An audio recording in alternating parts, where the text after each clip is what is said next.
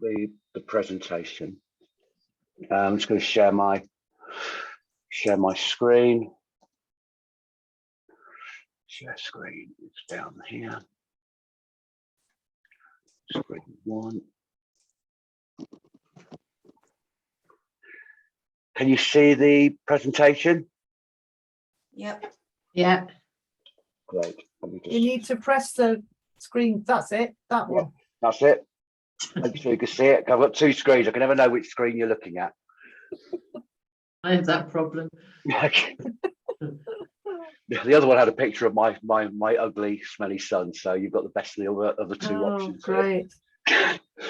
Hello, everybody. Welcome to our latest webinar. Glad you could all make it. We had a fantastic session this morning, so hopefully this will be just as productive. We've got a number of things that Amy and I will update you about, and then a little bit of content about content and how you can use that and how we've been using that to grow our to grow the business. So initially, Damien's going to give you an update on where we are with Springboard Supplements. I will give you a quick update on marketing update about where we are as a business, some of the things that we're doing, and the fact that we're now going to give access to all of the brand work we've been working on. And thanks to Sue and Julia for help on that. I'm then going to do a little bit of content marketing about how you can use that and how we use it. Damien wants to talk about royalties. Then at the end, as we always do, a bit of Q&A, AOB, chance to air your views, ask questions, or suggest future topics. Just chance to get stuff off your chest. So, Damien, without further ado, I shall move over to you. Thanks, Nick. I don't know if it's the same for everyone else. My screen has got you in preview mode on your PowerPoint, so you're spoiling the surprises of the next slides. Oh, but, I don't know if you can do anything with that. You need to. It's in display settings, I think. This is one of the original comments I was going to make was apologise for Kathy not being here because she's got COVID, and without Kathy here, things like this happen. But sorry. Go on to display settings, Nick, at the top. Click on that. Go to reader view. This one? No, at the top. Have you got display settings along the toolbar at the top? I can see that. I don't know if you are. Yeah, we can see it. Your mouse appears to be on it. Oh, according to me, it's sat on poles. Oh, hang on. Oh. Was that on your other screen? Show grid video. What's that? Hide thumbnail videos. Along the top, have you got something that says show taskbar? Yeah. Next one on the right. No, next one along. Oh, hang on. That's because my presentation is over the top of it. Okay. Slideshow from current slide. Try that. Slideshow. You see, I can't. I don't know what I can't. You're seeing something different to me. Okay. Can you go into slideshow along the top bar? Have you got that? This one here? No. Have you got a line of stuff above that one? Yeah, go on to that, and then from current, and the next one down. Where is this? Yeah. Resume slideshow. Resume slideshow. Yeah, click on that. It's all working. I tell you what, it's all working well on my big screen. Let me just see if I can unshare, and I'll do a new share of my big screen. This is the dangers of having too much technology. And there was the danger of Kathy not being here. I think, yeah. Does that now work? Can you see Springboard Supplements? No, we're just seeing the display that we saw before, which is the normal PowerPoint viewing that you can see when you're making slides. If you make somebody else the host, maybe somebody else can do it. Request remote. Oh, there we go. Yeah, that's it. There we go. That's it. Well done. Whatever you did, leave it. I in a typical male fashion, I press lots of buttons until something happens. Oh. Right. There you go. It's not just a male thing. I do that. With that wonderful introduction, thank you, Nick. Sorry. So I want to sort of get everyone up to speed with where we are with Springboard Supplements. Some people might be more aware of it than others. So this is sort of trying to get everyone to the same page. So if you just move it on one, Nick.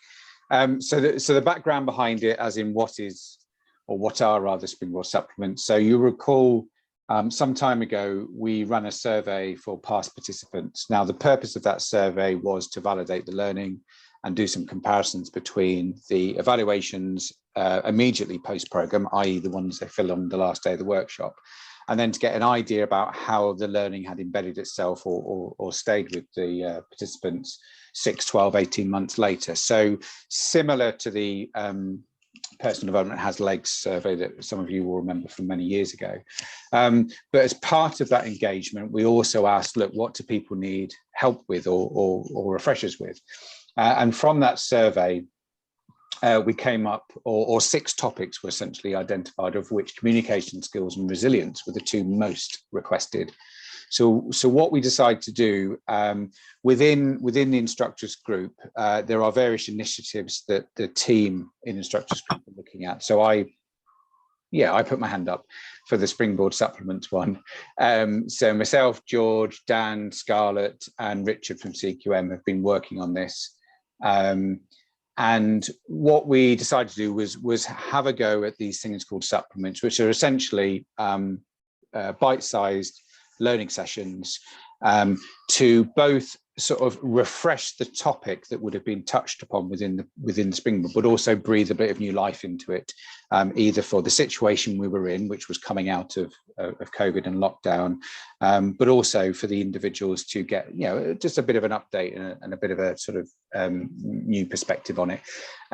So we worked on that as a project team, and also we worked quite closely with Max, who is great to have you on the call, Max. And apologies, I'm going to share a slide, Max, which you haven't seen, which talks about the evaluation, but you have seen the data, just not in the summarized format that I'm going to give. So that's where we'd got to. I do also acknowledge that there were a number of people that contacted us to say, you know, how can we get involved? And it was great to get feedback. But we made a decision to go with this as a pilot team to see what we could create. Always the thought was to give it a go and then come back to this community and say, okay, this is where we feel we're at, you know, where can we go from here? So if we go on to the next slide. So we've run 2 lots of 2. So we've run pilot groups, and the final pilot group is tomorrow when we'll go through communication skills. So this is just a headline of the evaluations we've had back from it. So on the topics that we cover on each call, we ask people to give it a rating out of 10. So for resilience, it's averaging 8.1, and for communication skills, 8.6.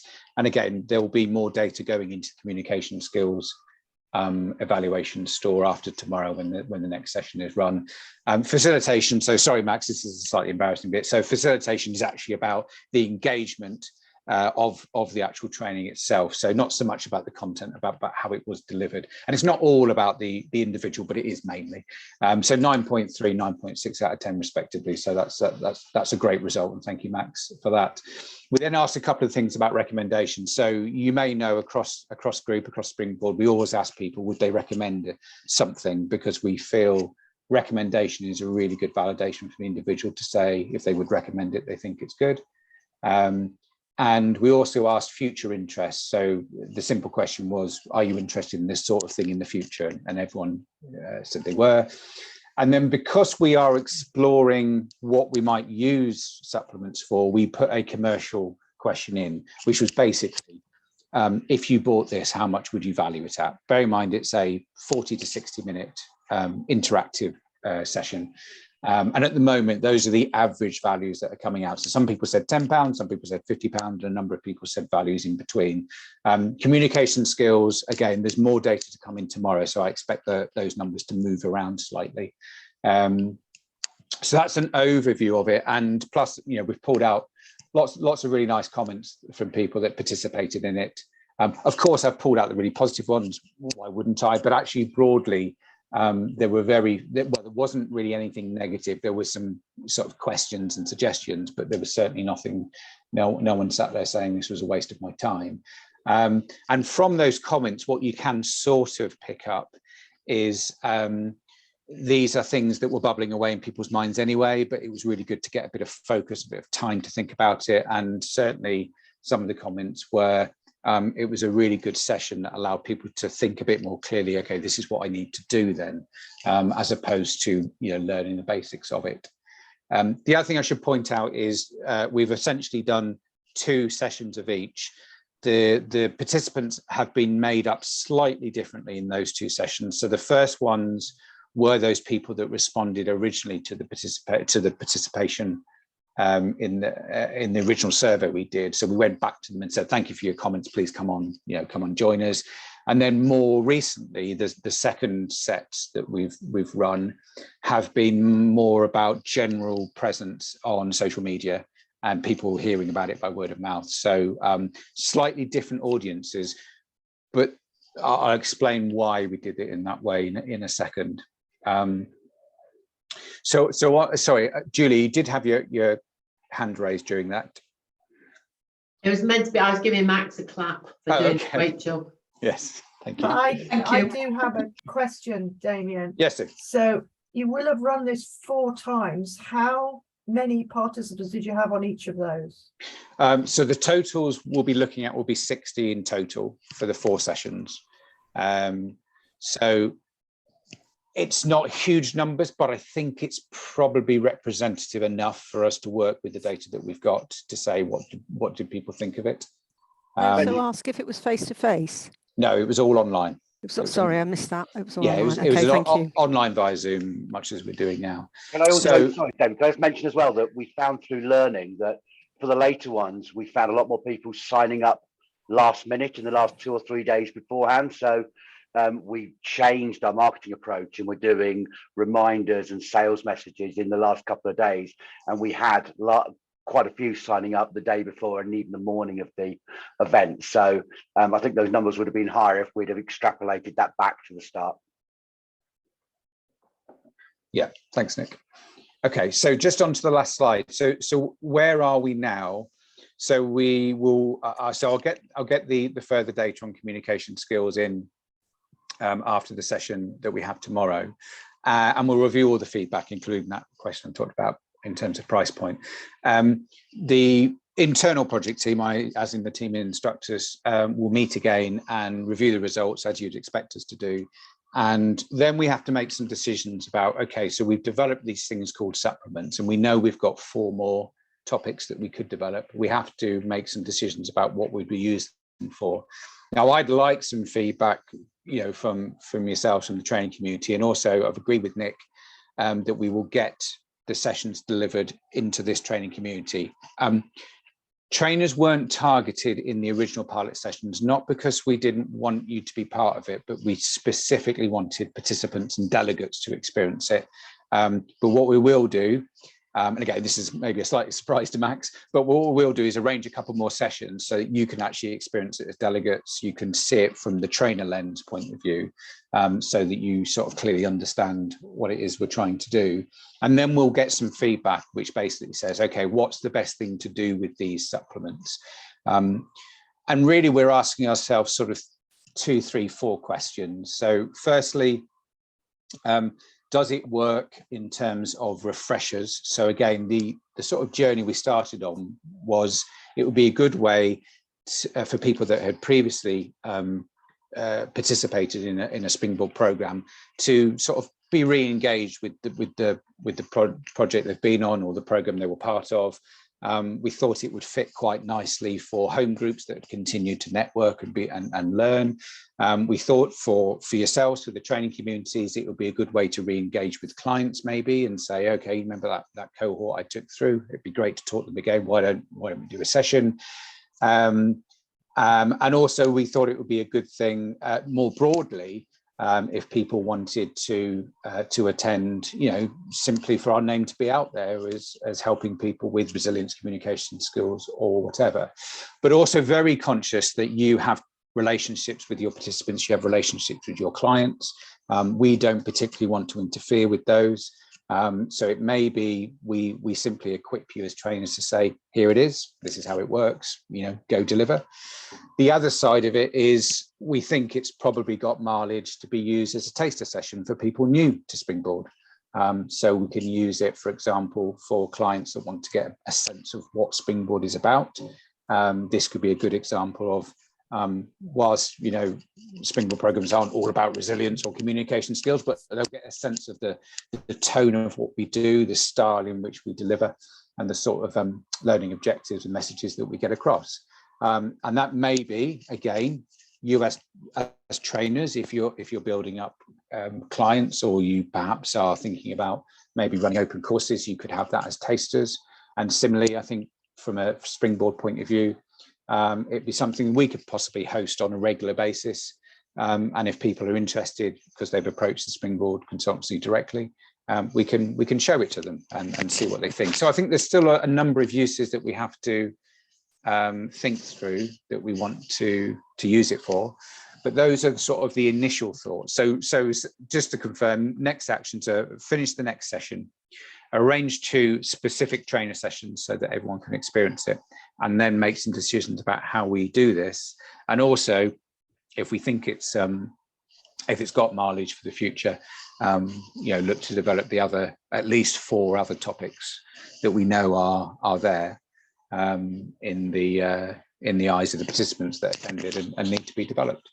So that's sort of where we are with it. It's been a reasonably long burning project, but I think with the changes in COVID and lockdown, all those sorts of things, I think much of what we're talking about is still very relevant.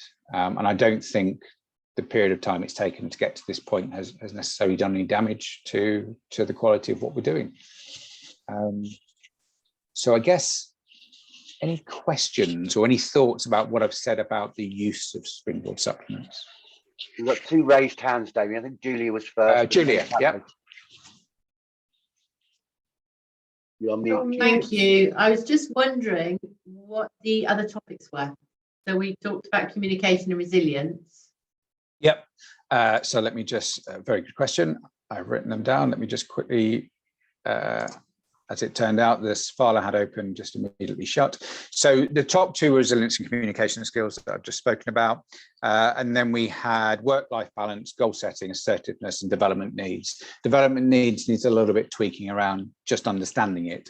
But certainly assertiveness, goal setting, and work-life balance were strong features as well.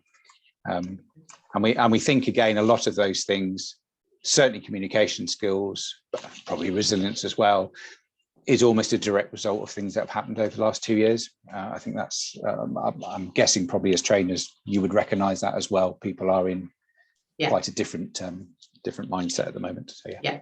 Okay. Thank you. Thanks, Damien. I see Kathy's hand raised as well. Yeah, thank you. And forgive me if I'm playing catch up. I haven't been able to get to the meetings for some time. So my question is, with these 40-minute kind of taster supplement sessions, whatever you call them, in terms of the framework or the kind of value base of how they're, if you like, marketed, advertised, would, for example, whoever's running it, and forgive me if I should know this and I don't, is it that you would sort of set ground rules for those 40 minutes? Is there a maximum, minimum number? Is there a kind of flavour of the Springboard program and revisiting that, or are they designed as kind of new standalone sessions? Does that make sense? It makes sense, and to be fair, that's probably up for debate. So originally they were designed to pick out the flavours from what people have said, and of course they came directly from their experiences on the Springboard program, and then just tried to develop them a little bit further. So I think, I mean, and George can jump in as well, because George led much more on this, but it was about take communication skills. It was recognizing that was a key feature of a program that has been delivered, but trying to bring something in that refreshes that topic, not just regurgitating and repeating what we did in Springboard programs, but just giving it a little bit of a flavor and a twist for a 40-minute session, basically. Okay, thank you. Could I just contribute something? And this might be completely off script, but interestingly, after the last awful 2 years, I ran a few Zoom sessions, and I've actually, and it's come from the participants, one person who kind of kept the meetings going, so none of the cohort met it face-to-face, and there was a request from the participant to kind of meet face-to-face, and they've actually got some budget, and I'm actually going to go down and do it and facilitate half a day. And it just reminds me, this is really useful for me, because it's almost like kind of going back, revisiting, refreshing, reconnecting, very much on the networking side and Yeah. the relationship side.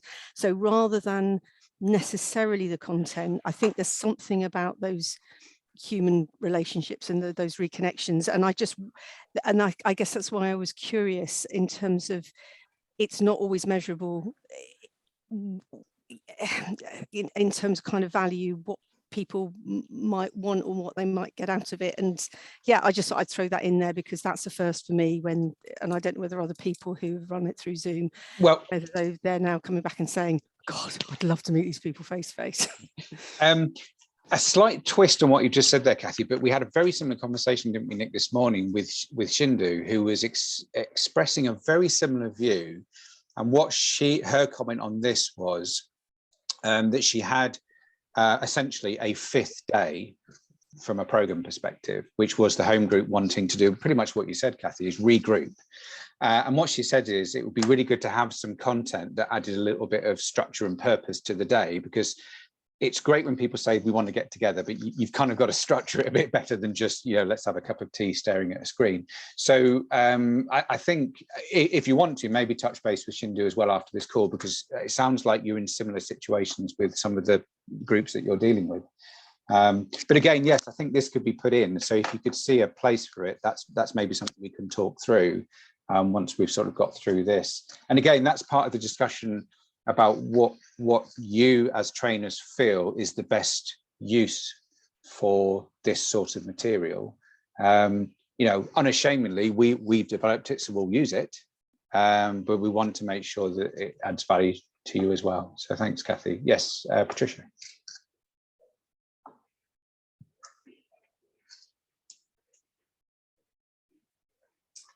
Yeah, it isn't a question. It's a comment really for everyone that I've been speaking with Nick in terms of how we might use the data that you collected through the survey and how many people had requested some kind of refresher training or something else, and how we could share that with clients as a lead into, and based on that feedback, this is what's now available.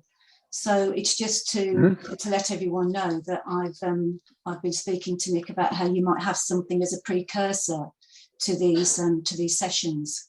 And just to finish that off, we came up with an original concept, and my sounding board for this was Patricia and Hugh, who came back with some really good comments, and Scarlett and I have finished those off today. So I'm going to get a new version back to you tomorrow, hopefully, Patricia, and back to Hugh. And once we have that, we'll share it with everybody else. But yes, it goes back to the last session, and it's a piece of market collateral that shows the benefit of Springboard after the event, and then 6 to 12 months after, and how that they continue to grow and learn and develop afterwards. And this links in really nicely to it. So going on to Shindu's idea of the 5th day, to have a number of these and to let a group have a menu of what would you particularly like to have a refresher on, I think just adds some real benefit. So I think it's up to us as a group to understand how we can use these. They certainly seem to work. We just now need to flesh out what that next step might look like. Yeah, and I think the important bit of feedback that we probably need post you experiencing these sessions is how prescriptive would you, for example, want it to be? Because when we talk about bringing resilience alive or communication skills as part of a follow-on from a program point of view, I guess we'd be looking for some guidance to say, do you want a framework and some rough parameters to work to, or do you want a off the shelf, you can pick it up and say, there you go, I can go and deliver that? You'll probably all have slightly different views on that. And of course, if we're going to make something quite prescriptive in the sense of it runs, this minute to that minute, then obviously what we've got to do is bring it into the portfolio, look after it properly, and make sure it's kept up to date.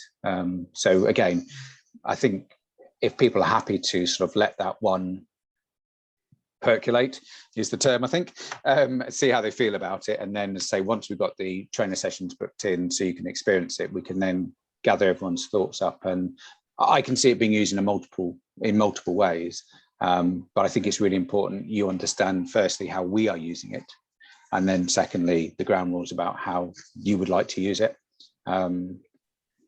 I don't think we've got any plans to formally license this, but again, I think there's have to be something where we just have an agreement about how it's used. I think, can I just add there, Damien, the piece that you mentioned about follow-ups after a programme and the conversation with Shindo. I mean, we piloted that last year with one of our big clients and did we called it a follow-up day. We called it continuing the conversation. So it got back groups that have been on the programme over, I think it was 3 cohorts were invited back, and it was very successful. So that is something certainly I think that could work, or we could put together something and say, look, this is on offer, this is something you could offer out there, because it could potentially be another day, another 2 half days, but it would need to be in some ways trainer led, but also client led as to what they want. So it's a bit of a hybrid, I think. Yeah. But yeah, we did that and got some good evaluation for that. So yeah, it could be something else to add in there. Yeah, and it's about adding things to the toolkit, isn't it? It's about options that you can use and things that might work, but with your relationship with the client to understand it best. Okay. Any other questions? Yes, Sue. 2 things. So number one, as George describes, we as trainers have always been able to run follow-ups since time immemorial. We've always been able to run tasters. And we used to have a piece in the back of the trainer's manual that recommended what to use as a taster and what you might use on a follow-up. And each of the programs have optional sessions that can be used in a follow-up, and you can reuse content from the original sessions and tweak them because you're a licensed trainer.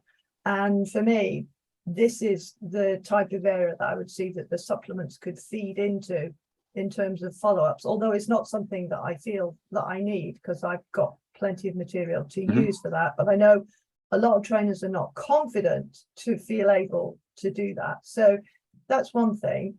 And there's a secondary point to that if this becomes part of an add-on material, if I then use this material to run a follow-up, am I going to have to pay license fees for something that I didn't previously have to pay license fees for? Because if I run a follow-up, it's not part of the Springboard program or any other program, and therefore I don't owe license fees to anybody for that. So I think that point really needs to be clarified around the license position and contract position around this material. The other point is that what I can see happening, which is why I have some slight concerns about these, is that at the moment you've targeted 2 different markets. One is participants who've attended programs, potentially with clients or with your clients, or I don't know where they came from. And then the second group of participants is Joe and Jane public, anybody that were targeted via social media.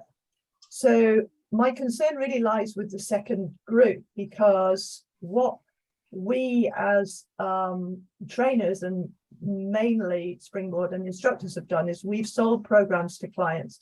We haven't often successfully run large numbers of open programs, and having supplements and being able to target them using social media to the general public at large is a different type of approach to what we've always done. It's marketing to a different type of organization, different type of audience. And my concern is that we might be, if you like, devaluing the main programs that we use. Somebody will say, well, I've just done these four sessions with instructors, so I don't need to go on a Springboard program. I've got all the information I need. So my worry would be there would be that perception in the market, and also we're selling a different thing to a completely different audience. And I wondered how you felt about that. How do I feel about it? I don't. Okay, so try and break that down. I think in terms of sort of marketing it to, I guess, Joe Public, it was primarily the channels that we already have subscribers to. So our LinkedIn and Twitter followers were already present, already liking what we did, and therefore had already shown an interest in Springboard in one form or another.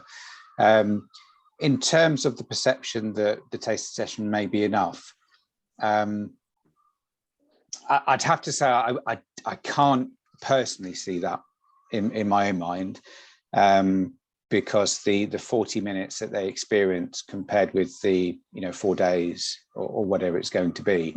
I mean, certainly what we wouldn't be expecting to happen is we wouldn't have a situation where we'd be running, let's say we had the six supplements developed, we wouldn't be running them one after another, so we'd get the same person attending Monday, Tuesday, Wednesday, Thursday, Friday and following weeks. I don't think that would happen. They'd be spaced apart.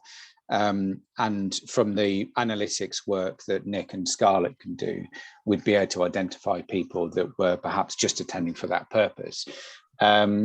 So yeah, I kind of get where you're coming from. I think we're in the sort of stage of this one where we'll have to see and see how it works out. But also I think we need to do a piece of work on the effectiveness of the taster session as a lead into a program, because actually what we may find is, and certainly we're tracking at least 3 or 4 clients, aren't we, Nick, who came on this because they'd already interested in what we did, and then they saw we were doing this and said, oh, okay, great. So that actually might be a really good model to sort of test that point to, is do they actually end up joining a program, or do they feel that they've got enough from this? So absolutely noted. And we'll keep a track on that just to see if it doesn't detract from it. But what we certainly can't be is an organisation that just gives away really valuable learning, which replaces the need for the Springboard programs. Absolutely. Yeah, definitely. Yeah. Thank you. Oh, Patricia's got a hand up. Yeah, just leading on from Sue's comment and your closing comment there, which is from a commercial perspective, you ask people to put a value on the session, and my thinking is, and I haven't formulated this from a cost perspective in my head yet, but I think it's potentially different when you ask a participant how much they would pay for an hour if they were having to pay for it themselves, than when you're talking to a client about potentially charging for what would be, as a minimum, half a day for a trainer to deliver maybe 1 or 2 of these sessions. So from a commercial perspective, I think we need to bat that around a little bit. Are we expecting participants as individuals to pay £20 or £26 because that's what they feel they can afford, as opposed to what our time is worth and what the material is worth? Yeah, it was a bit of a sort of opportune question to ask, and you're absolutely right, Patricia. The commercial differences between individuals paying, because you'd have to talk about scale of delivery and all those sorts of things. So it was just to try and get a baseline of what could we.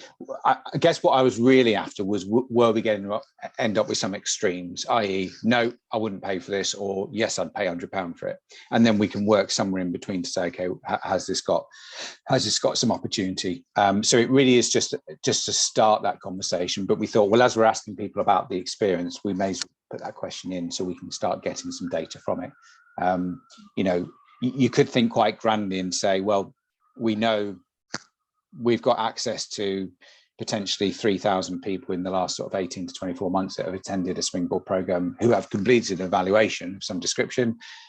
We could monetize that, but that isn't where we're going with this. We're trying to go there to see if there's value in what we're doing and people can recognize the value, because I think ultimately that then makes that commercial conversation easier to explore if for whatever reason we decide to look at that model. Okay, just a thought, because from a trainer's perspective, we'll be selling to a client rather than to an individual. Absolutely, yeah. Absolutely. Yeah, totally understand that. Yeah, I totally get that. Yeah. And Kathy.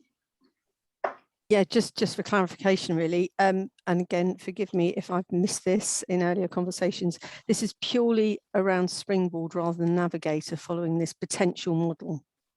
Or is that up for grabs? Is it looking to be? We invited feedback from Springboard and Navigator, which led to the sessions being created. I think it's fair to say that the feedback was heavily dominated from Springboard participants. But yes, this is potentially something, Kathy, that we would look to say, what are the supplements we developed specifically for the programs or more broadly for Springboard? I mean, certainly if you were thinking about using these as taster sessions, I think with a little bit of work, you could make them right for, you know, more or less any program. But clearly what we couldn't do is develop a supplement session for something that wasn't covered, you know, at all in a program. So Sure, and I would just concur with what other people have said around the need for clarity around things like, you know, do you, you know, if it's half day, do you have to pay royalties on that? Yeah, or absolutely. if you're doing it as a almost like a what we used to call freebie tasters, that you're actually not making any money, but you're actually putting the word out there, and it's about reputation. And I would go back to that quality, and I know we're in different times now, but so often it is around reputation, and to me that's value that you can't put a price on. Yeah. So call me old-fashioned, but there are, you know, there's kind of, when we talk about the word value, it might be within different contexts. There's the, you know, the business conversations, but also the there's commercial, and then there's perception of value in the broader sense. So, but yeah, okay. So thank you for your comments. Okay, I see no hands up, so that I'll give that as an opportunity to hand back to Nick, so I can be quiet for a bit. Or you hope to be quiet for a bit. Thank you. Can I just ask a question, because that was a great in-depth conversation and went a lot deeper and a lot longer than we did this morning. Based on this morning, I now know that we've potentially got another 30 to 40 minutes left if I do the full presentation. Has anybody got a hard cutoff at 6 o'clock, and should we plough on, or shall I pick and choose the content in order to take us up to 6 o'clock? I will leave that open to the audience, but to go through the whole of the presentation, I would say we will be finished about 6:15. Anybody got that? Happy with that? Happy with that? Yeah. Good. We will carry on. Just wanted to check, so we didn't overrun. Everybody left. Before I go on to the substantive matters of talking about content marketing, I just want to give you a quick heads up about some of the areas that we are working on and how we're finding the market at the moment. Firstly, Andrew was going to interject as part of this, but he had a meeting this afternoon, so gives his sincere apologies for not being here. But I know he's going to send out an invite to everybody. He's going to try and do some road shows around the country. So if everybody wants to pop in and have his ear for a while, he will be looking to make that happen. So firstly, apologies for Andrew. The first thing I want to touch on is how we are finding the market at the moment, because obviously within the news and the media, we're very aware about the cost of living and recessions and issues both in industry, organisations and in people's personal lives. As we move potentially into recession, normally training budgets are the first to be cut, but we're not finding that. What we are finding is that actually, as in a market of near full employment, more and more companies are actually looking for ways to keep staff and looking for added extras and incentives. And what we're finding is demand, the number of leads and the conversations that we're having in an organisation are actually going up compared to the previous year. So to give you some sort of idea, the traffic to our website, the Springboard Consultancy website, for the financial year so far is up 13.28%. So we're seeing a growth in traffic. A lot of that is driven by the marketing I'm going to come on to talk to you about later. Our social media followers are up 10% in the period from the beginning of the financial year, and our year-on-year sales for the first part of the year are also up by a third. Somebody mentioned, I think it might have been Sue, about how previously everybody struggled to sell open programs. I don't think we've managed to sell one particularly well for 2 or 3 years. We're about to fill an open program for the first time. We've got 30 people on one starting at the end of August, with a maximum of 32, which is, I say unheard of in my time because I've only been here 18 months, but it's certainly the first time that we've managed to do it. And probably one of the first times today when I went to George asking for another date in March. So hopefully this isn't a one-off, and this demand continues to grow. I mentioned a collaboration with working on a document about the feedback survey that we presented at the last meeting. I've been working with Patricia and Sue on this to bring out some of the salient points for basically a two-sided piece of collateral that you can go to clients to show the long-term benefit, and bringing out some of those findings. That is now nearly complete. I'll send it back to Patricia and Hugh for one last look at that. I will circulate it to the group for comment and thoughts, or if not, if you're happy with it, we could begin to use it. I've also been working in the background over the last few months with Sue and Julia about the new branding. Some comments came back about how they weren't ideal for trainers because of some of the way that we'd use the wording and the taglines, and some of the brand guidelines were not clear enough. We've been passing those back and forwards with Sue and Julia. I believe we are nearly there. I'm going to send them back to you guys just for one more look at, but I don't think they've changed tremendously. And then what we'll do is we will create another link and another folder so people have access to those with some far clearer and simple brand guidelines on how to use those. Obviously, we're still open to comment. Our doors always open. So what I wanted to talk about today, because what we try and do at every one of these sessions, if you've not been one before, is to look at ways that we market the consultancy and that we think that you guys can use to grow business. And previously we've looked at areas such as LinkedIn and social media, about how you can use your LinkedIn and social profiles to better sell to clients. What I want to talk today about is the power of content marketing. Our strategy for probably the last 7 to 8 months has been based around creating content, creating interest, and creating engagement with people within our network, not just on social network, but on our website and through other channels.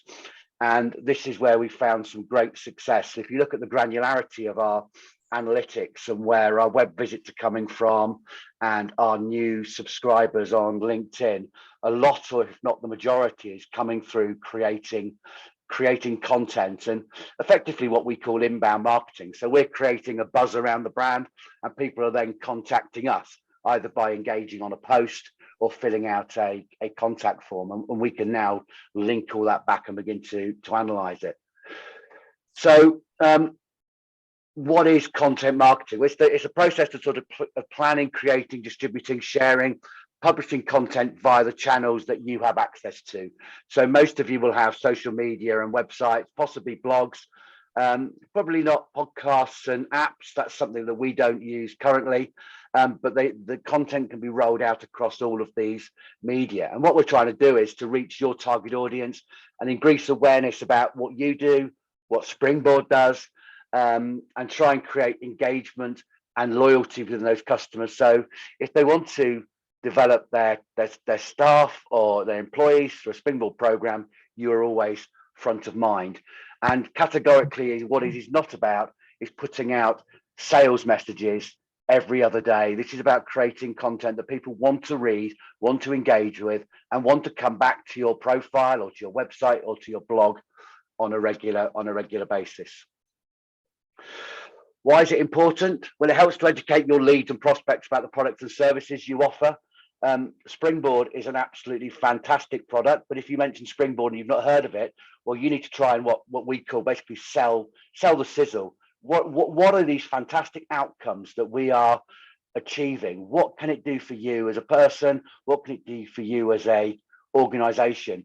And the way we pitch our content is basically in two ways. From what we call basically the pull, where we're promoting to organizations about how it's going to benefit their business and their workforce. And the other side of the coin is what basically the push. How is it going to improve you as a person, as an employee? What will make you want to go to your L&D manager, your training manager, and say, I think Springboard is something that we should be doing? So we're pitching it the same message, but from two different angles. It boosts conversions. Again, as people buy into your product and you begin to create authority by the content that you are providing. And some of the examples I will show is we're trying to create authority by writing articles and posts about things recently we've done about imposter syndrome, aggression versus assertiveness, personal branding. So people begin to see you on a day-to-day basis as an authority in the target markets and the industry that we work in. It also helps build relationships, because Springboard, in a lot of fashion, you deliver a program, and then there is a period where between courses, between programs, where there's not necessarily a dialogue going on.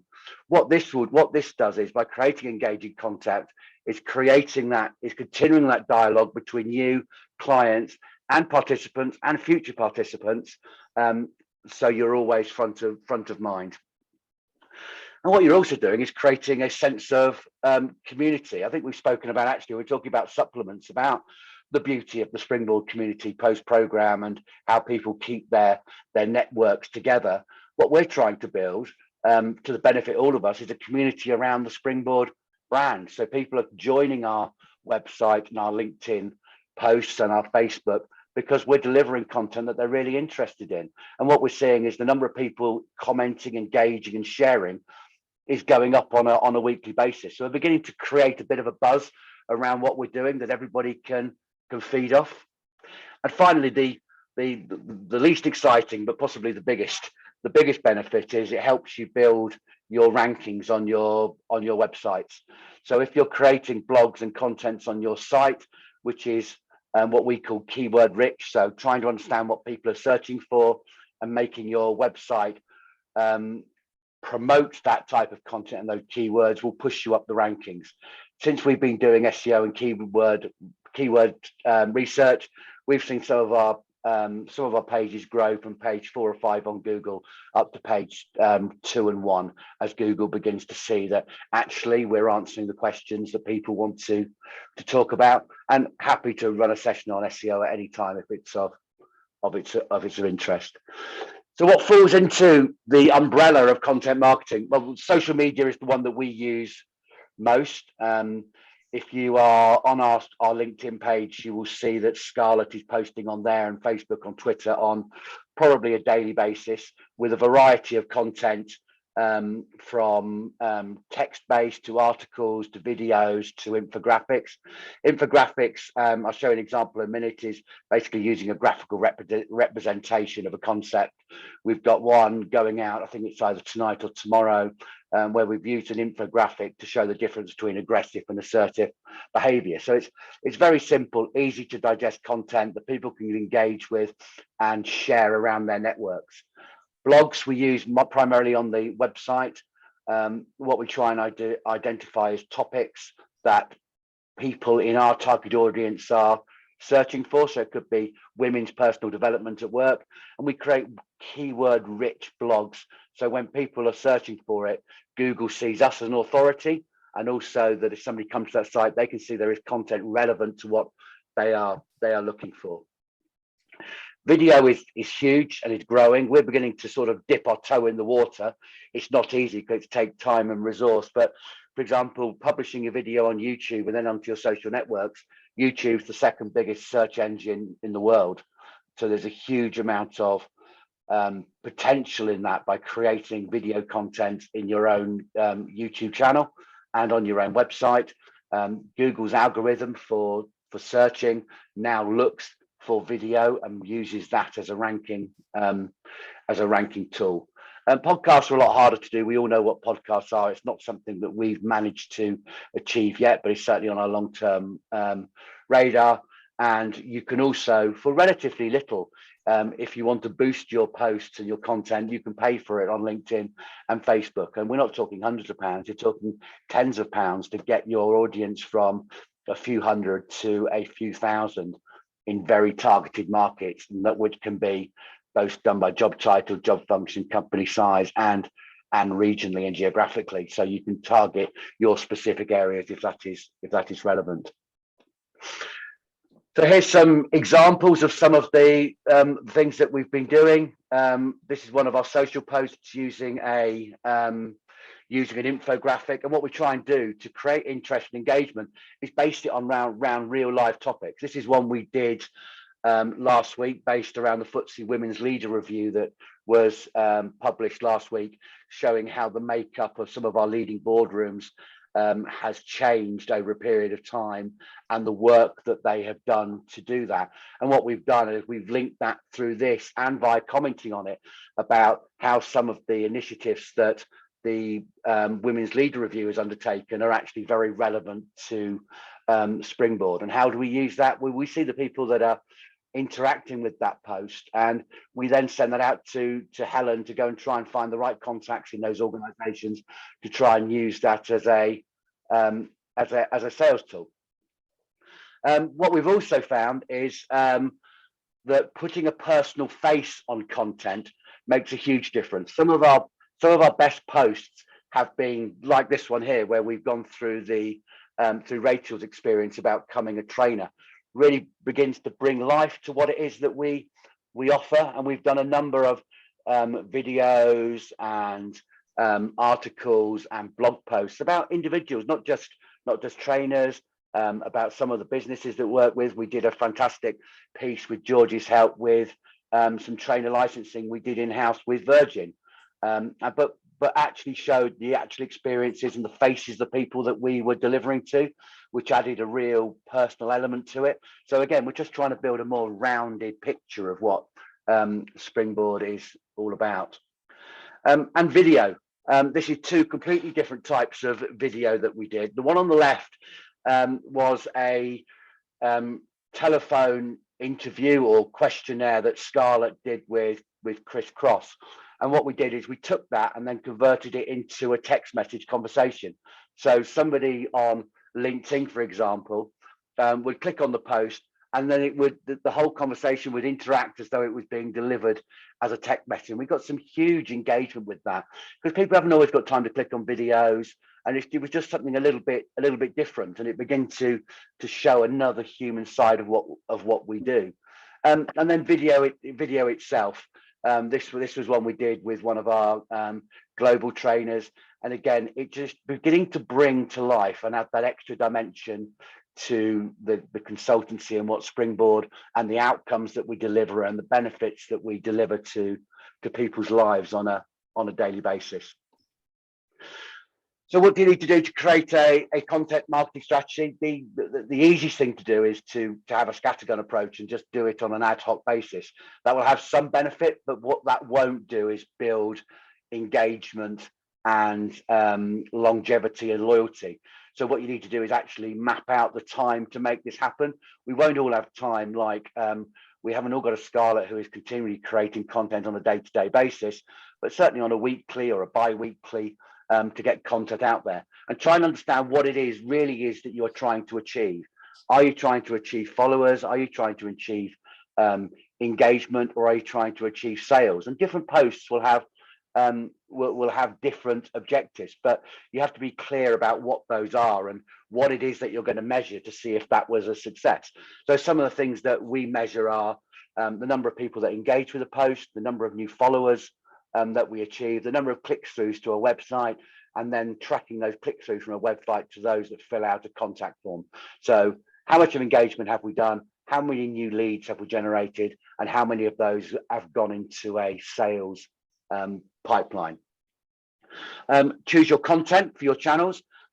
We have a content calendar which maps out the different content that we're doing by week. So this has allowed Scarlett to get ahead of time. So instead of just writing one post to put live now, she'll put time aside, write 3 or 4. So we're always ahead of the game. So there's no pressure to not meet our schedule. If you want to do paid content, set a budget, create your content and analyze and measure results.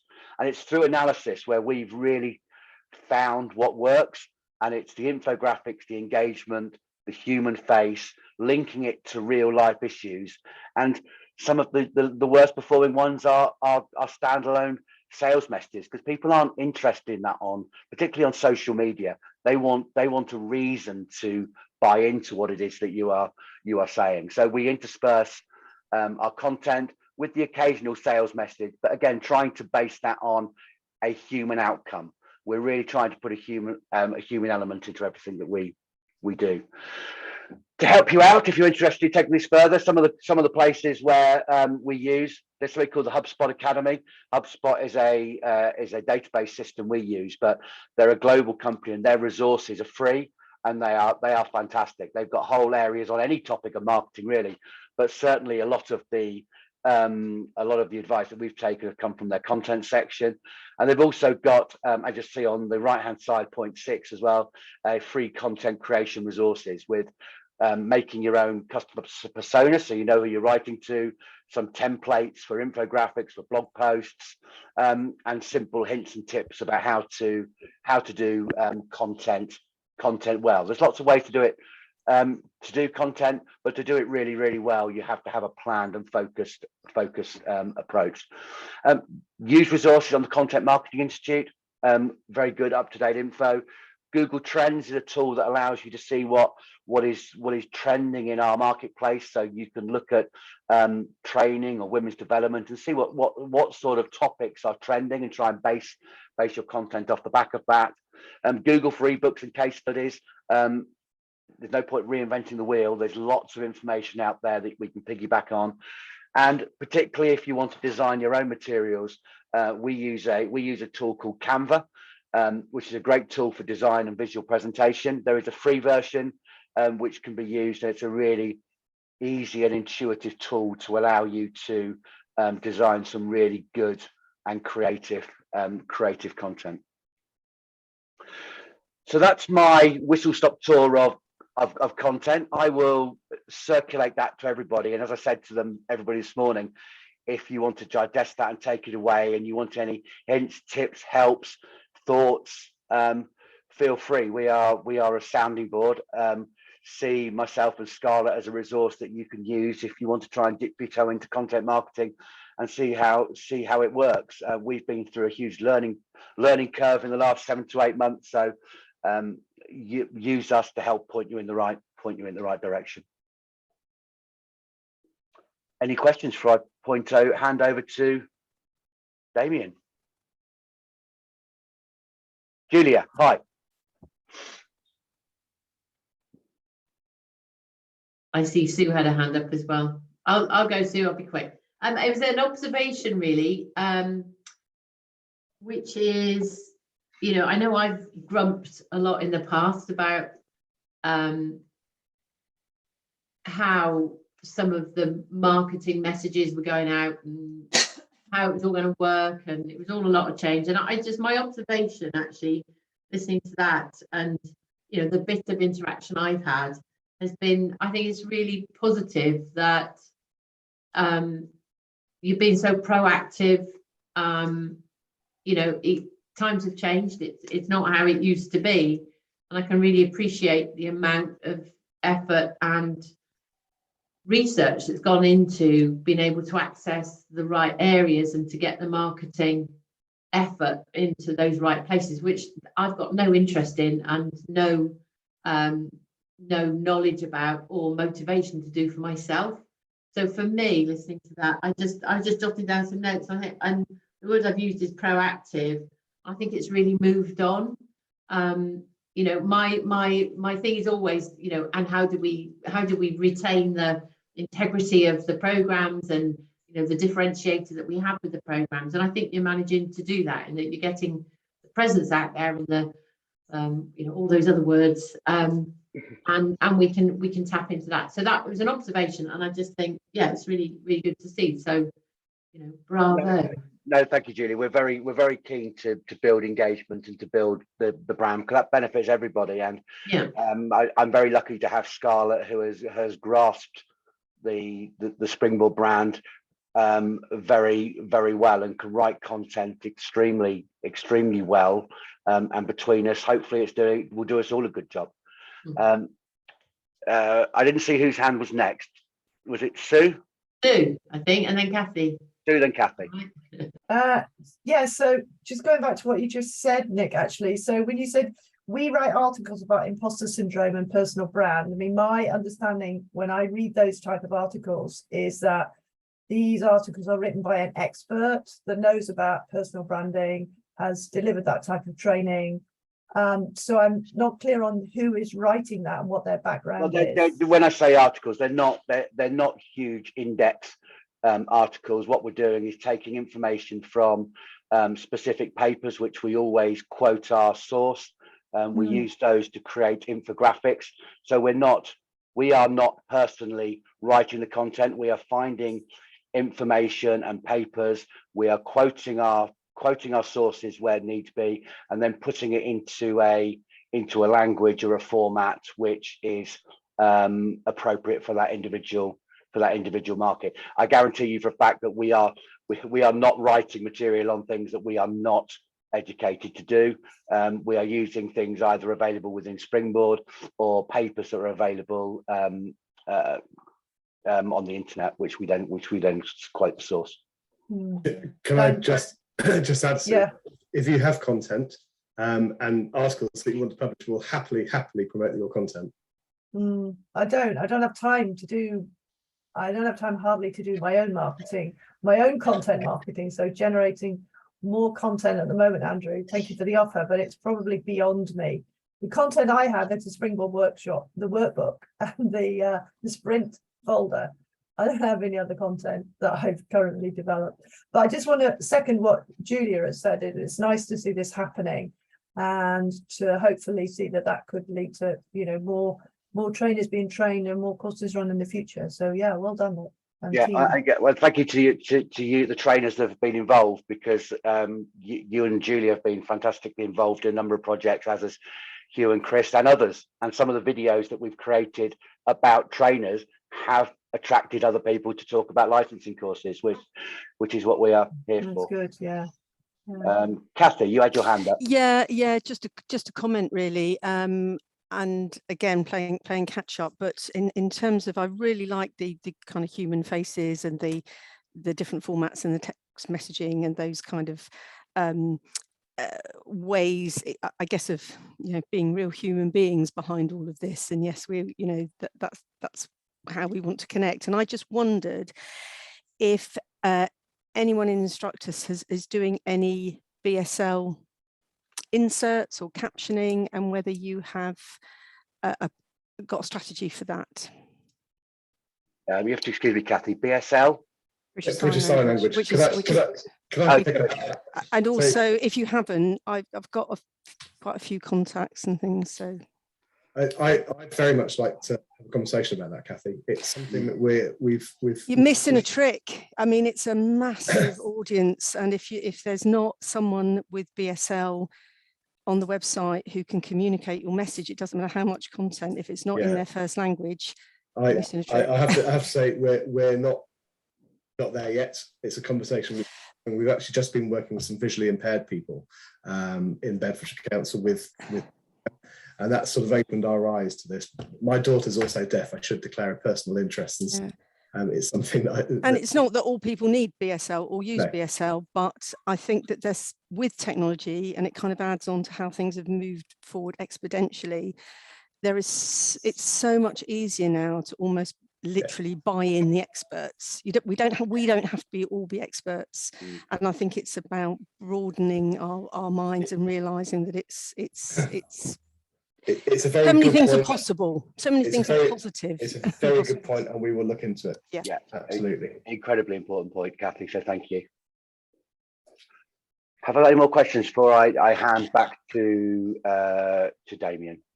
Can I just say hello? Sorry, I've been in a meeting and I've dashed back at breakneck speed just to be able to say hello to everyone. So apologies for coming in at the last minute. Hi, Andrew. Hi. So Damien was saying, Andrew, that you're going on the road. Is that right? You're going to a world tour. Not a world tour, but a UK go and see all our international traders. But cost permitting. I go and try every quarter to. Before COVID, I'd go round to a Manchester Southwest and try and see our team on a fairly regular basis. And it just sprung to me that it's been lovely seeing you all on the virtual networks, but actually if I was happening to be in a hotel in the central Manchester or in Bristol or somewhere, I'd love the opportunity just to sort of open up the diary and say, do you want to meet up? And maybe if there are 2 or 3 of you, we could actually have a little Springboard conflab. So if people are interested in that, I'd love to see people face to face rather than just virtually. So if you could spare an hour or so in a Great idea. Yeah, I'd love to meet up with you all. great idea. So I'll get some dates out. I'm probably going to aim for after the summer holidays. Now my kids are older, I'm going to go away in September, so we'll probably look at October, and I'll sort of put a handful of dates out and hopefully get to see as many of you as possible. It'd be great. I'll shut up now. Very conscious of time. Damien, over to you. Yes, thanks, Nick.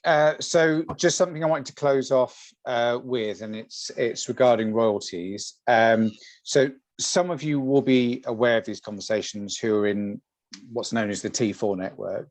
And there is a separate conversation that we need to have with DACT trainer community, which is happening next week. But in terms of royalties, I'm putting some changes on your radar, which will be coming into effect in September. I want to just quickly cover the basics on a couple of slides and then invite any comment or questions from it. So Nick, if we can move it on, please. So at the moment, the process for royalties is that you finish a program, you submit an online, essentially an online survey, which captures the information about the course that you've delivered. And in that you declare your fees and therefore your percentage fees that need to come to Springboard. Some people make the payment straight away. Other people wait for an invoice to come through and then pay it. We're going to change the process to do away with the royalty process as it stands and replace it with a per participant fee that would be lined up to the workbook ordering process. And that's planning to come into effect from the 1st of September. So that's the headline. Let me just, on the next slide, just sort of talk you through a couple of specifics. So at the moment, and although I don't think it's great for trainers, I'll be very honest, the process is very poor for the way that it operates from a Springboard consultancy point of view. So it's time consuming and it is prone to errors. Now, I appreciate that some people on this call may use it with no problems, but I can assure you from being, inside the consultancy, there are a lot of problems with it, and they range from non-submissions, late submissions, incorrect calculations. There's a lot of back and forth that often has to happen between the submissions. And also the auditors have flagged it as a concern to us. To be fair, they flagged it before and they flagged it again, because essentially we're not recognising revenue at the time of delivery. It's coming to us when it's coming to us, and sometimes it doesn't come to us at the right time. That's a minor piece, but it is of some significance when we're dealing with our auditors. So as I say, the plan is to do away with the royalty process as of the 1st of September. So any programs currently started would follow the old royalty process until they complete. From the 1st of September, the process will be when you order your workbooks or when your client orders the workbooks on your behalf, we get a report on all the workbook ordering, and then the finance team will automatically generate an invoice, which essentially equates to the number of workbooks you've ordered times the £25 participant fee. That will be raised in an invoice to yourself, but we'll do a couple of things to recognise that that's at the start of a program. So the first thing is that we will put a 3-month delay on the payment requirement for the invoice, because most programs are 3 to 4 months in duration. And similarly, depending on the time of the program report coming through, I guess a bit like a sort of credit card statement, actually, if you order it when we've just run a statement, it won't be picked up until the next statement. So you'll get extra time as well, depending on when the report is run. I know people have a lot of views about it. And just before I open up for comments, I will share with you, I've taken some feedback from the previous call this morning, because I am aware that there is a concern about people that deliver large cohorts. So I am going to re-look at the numbers to see whether we can introduce a tapered scale that kicks in at a certain number, sort of maybe the 25 plus participant number, so that we don't charge the same amount up to the max capacity of 32. When we were looking at this, on the one hand, we're looking at the process, which is really inefficient for us to run. But also I did quite a lot of analysis based on the royalties that have been submitted, based on the participants who were in those submissions, sort of where the break-even point is. And £25 to me seems fair, because it was round about £26, £27 if you did a straight calculation of the participants taking part versus the royalties being submitted. But I do appreciate some of you perhaps on this call maybe are more towards the higher participant level delivery of courses, so typically up to the 32. And of course, we're dealing with a mean stroke medium calculation. But a couple of people that gave me feedback on the call this morning, I did check through their data, and in both cases, well, certainly in one case, the person would actually be a lot better off on this system. And on the other one, it was pretty marginal in terms of it. And the other thing I will just let you know before I open for comments is there is a potential VAT opportunity that I'm exploring on the back of this, because of the VAT element of workbooks. It's about how we classify a participation fee that goes with it. Because we could potentially add some of this into the workbook, but the trouble with that is we don't control the workbook pricing, which you may be aware of, because that's our publishers. And similarly, within the workbook fees that are collected are management fees that the publishers take. So we wouldn't be able to replicate the fee in that mechanism. I appreciate it's a change. So I'm here to listen for comments and feedback.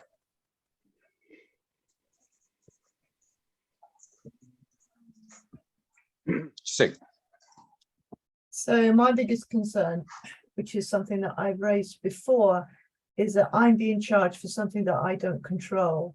So I run the client where I have the biggest problems, or would have the biggest problem with this, is I run a sprint program. The client always wants to run a full course. They usually order 32 workbooks, and we often start the course with maybe 20. And those are the sign-ups, and maybe 15 turn up. So I'm now being charged £25 for 32 participants, when actually I'm only delivering to half that number. So I don't see anything in your current process for being able to sort that out. Okay. Because I don't, when the client is advertising internally, I don't have any control. I can give them lots of advice. I can give them lots of help and support, which is what I do. But I don't actually have any control on who walks through the door. Okay, I mean, it's a fair point. I guess there would be two ways I would respond to that. The first one is let me look at that participation level cutoff and see whether the tapering would make a difference to that particular instance. Sort of the other side of the feedback I would give is if you ask me honestly, Sue, the control you have in that relationship is with the client and the pricing. Absolutely, yeah. So my suggestion would be in those sort of conversations, which so if I equate it to something similar we've worked on when we've dealt with, for example, endpoint assessment, and we've gone into a contract with someone saying, well, this is the number of endpoint assessments that are coming through. We've already factored in, okay, so what if this happens? What if these people drop out? What's the contract actually worth to us? And we base our pricing on the mechanism, what we believe will happen and what we believe covers us in case of those scenarios happening. So I think in that particular one, you could do it one of two ways. You could say it's based on, the fees are based on these number of participants, and if it goes down, you reverse price it. So you start at this level and say this is how much it's going to be, and you know that price covers you for the maximum participants that you'll get. So therefore, you've factored in 32 workbook fees, even if some people drop out at the other end. Would be the way I would start to look at that. And in terms of how it goes with the client, I mean, if it turns into a slight price rise for you, then clearly we can have that conversation. We can help with any strategies for dealing with the client. I think what we've talked about right at the start of the call was organisations do appear to be protecting learning and development budgets. So I don't think we're in a race to the bottom in terms of price at the moment. I think it's about the value that the programme has. Now we have to base it on something. So I appreciate over the sort of transition period of doing this, there might be a bit of movement around where maybe a workbook gets ordered that isn't used, that's then used next time. But I think what we have to say is over the course of 2 or 3 programs, that sort of evens itself out. But we always have to start the process at some point. I don't know if that specifically helps, Sue, but that's just my sort of response to the that difficulty is that what they're with this particular client, this particular program, they're seeking funding now and knowing my fees for a program that will start in March next year. So I have no capacity to renegotiate that at all. And they've already cancelled a program that would run in the autumn because they don't have the funding. So I don't have the capacity to increase fees on that at all. Yeah, I mean, I think it would be reasonable, Sue, and again, this is something we've done with clients. I think it's perfectly reasonable to say to a client, this is the number we're basing it on.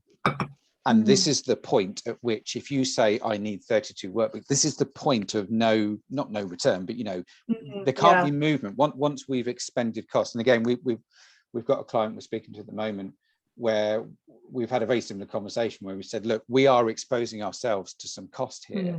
You're going to have to meet us.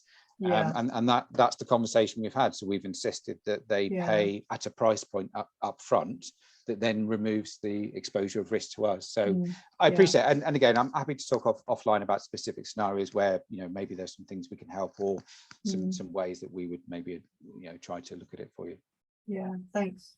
But again, Sue, please do remember we're having a conversation about it next week as well. Yeah. The other conversation, I'll go with Julia next. I think you're next. There's again something I know I have raised, but I want to just flag up again is that I have a client which is Welsh Government. I have a 3-year contract with them, and I know we've talked about this, but I'm flagging it up that will be the case for some of us who put in bids or respond to tenders.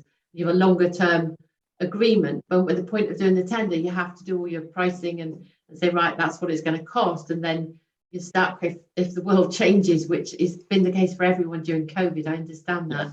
So everything changes from your expenses and whatever. So I know, Damien, we've had a conversation about honouring whatever it is that you start with, and I know that's been very reasonable. But it is also what I found with my client is that they have been very reasonable when I've gone back and said, it's a point you just made to Sue, which is about saying, okay, at this point, I need you clients to commit to the numbers and the cost because I can't carry it. And they have been quite reasonable about it. But it's not always an easy conversation to have.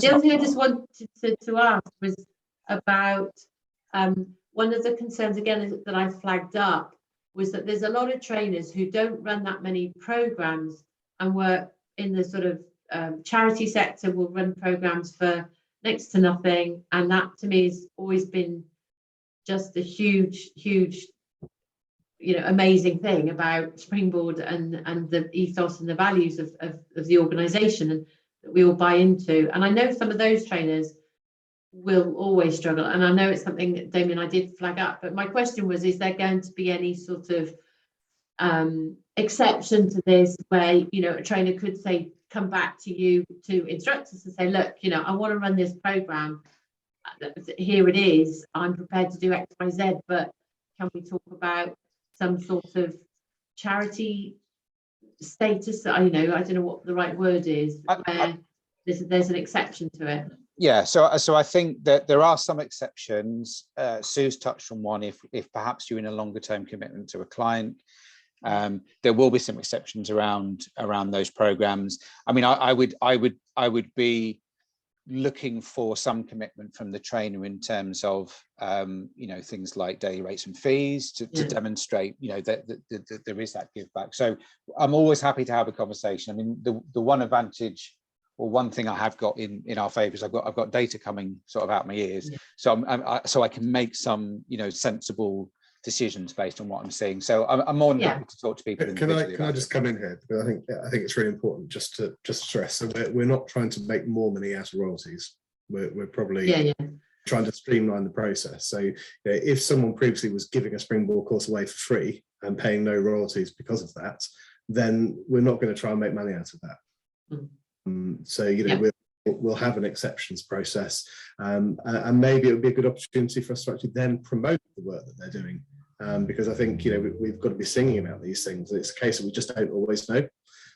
So actually, there's a twofold opportunity there. So we're always open to have conversations about individual things. There is a fundamental here that this is about streamlining a process rather than trying to take more money. Yeah, thank you. Patricia. Yeah, I appreciate those comments, Andrew, and I don't necessarily think any of us think that it is about you needing to generate more through royalties. I think it's about us all maybe getting our heads around a new way of selling the programs, because I'm aware that there's a huge difference between what some trainers charge and what other trainers have the confidence to charge. And I'm using that word because I think it's important. It's how confident a trainer feels in asking a client to pay them X amount of money. And I also think it's about just being aware that one of the selling points for Springboard has been that it works with large numbers. And we just need to be careful that it doesn't encourage trainers to suggest that they work with smaller numbers, because it seems easier to manage and less to pay in the way of royalties.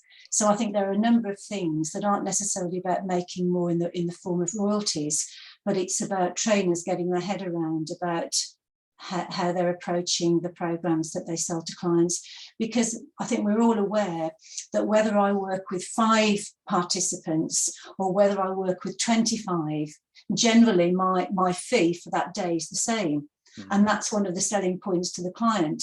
You pay me the same if I work with 5 as if I work with 25 or 32. So it's in your interests to get more people on the program. But then if I'm working with 32 people or I'm working with 5, it's costing me a hell of a lot more money in terms of the royalty.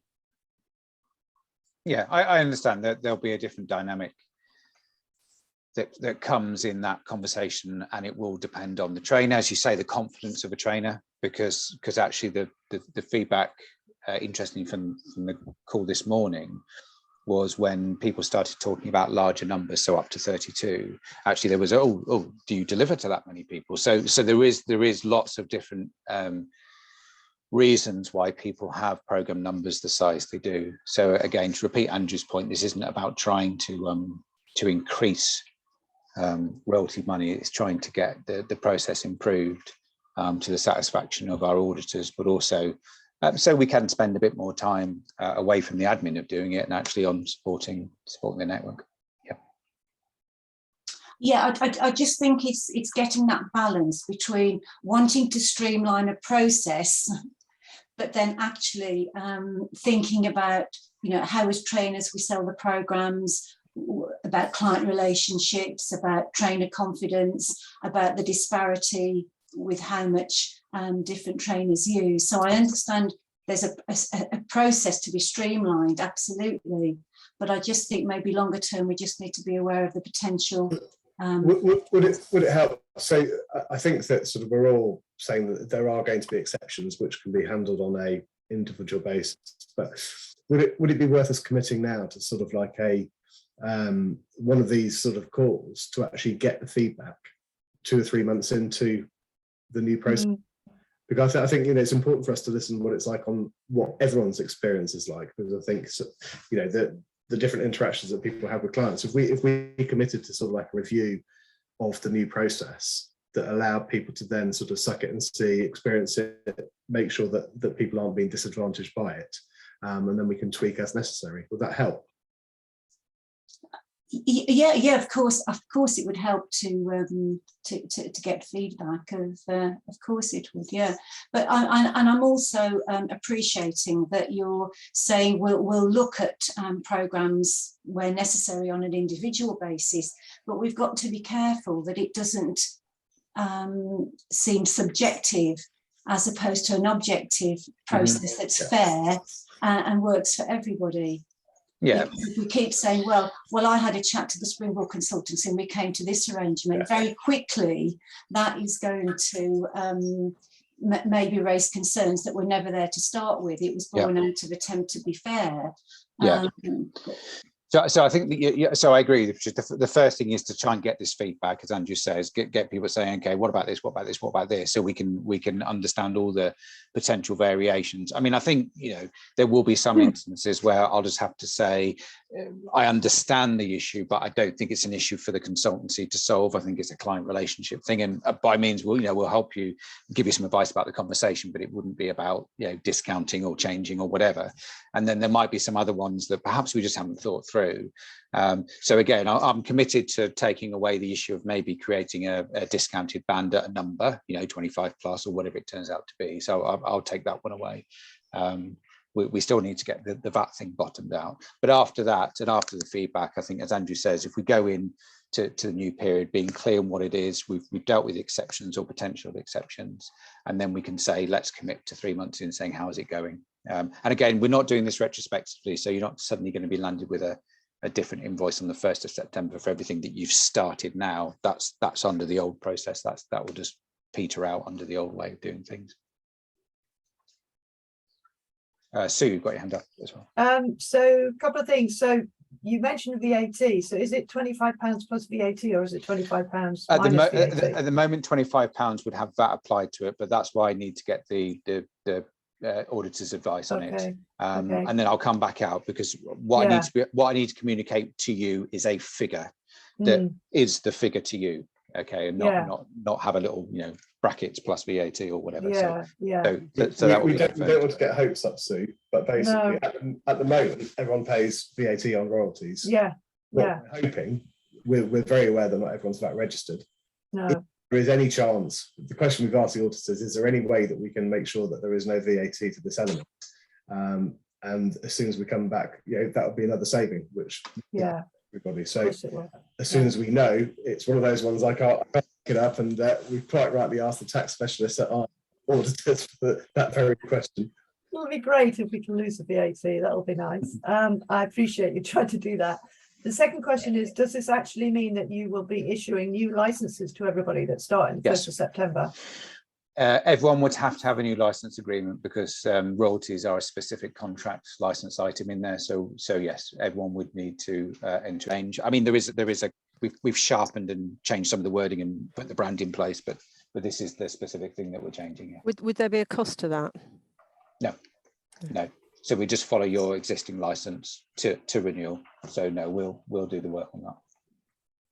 And just for a point of clarification, you mentioned a T4 meeting next week. I'm not aware I have anything in my diary for next week. No. Patricia's shaking her head. I know Julia said and I know Julia hasn't either. Okay, let me check that, because it should have been in for the 4th. Okay, I'll check that offline. Yeah, thanks, Nick. Thanks. It's Damien, sorry. That's Damien, sorry. The box is over all the names, which isn't very helpful. Yeah, I'll check that, because we got that through the doodle poll as the best I time. know the doodle poll was done several times. Okay. So yeah. I mean, I have one penciled in for the 4th, but I haven't got anything confirmed. So no, 4th, okay, let me check that. Should have been 4th at 12, I think it was, but yeah, fine. Any other feedback? Because I'm conscious we've gone on, but it's been really good as a debate and conversation. Okay. Not for me, and I need to leave now because I've got another Zoom at 7. So thank you all. It's been great to be part of this afternoon and to see some people I haven't seen for a while. So Damien, Andrew and Nick, I appreciate your input. Thank you. Thanks. Thank you all. Bye everybody. Thanks. Thank you everybody. Bye. Speak soon.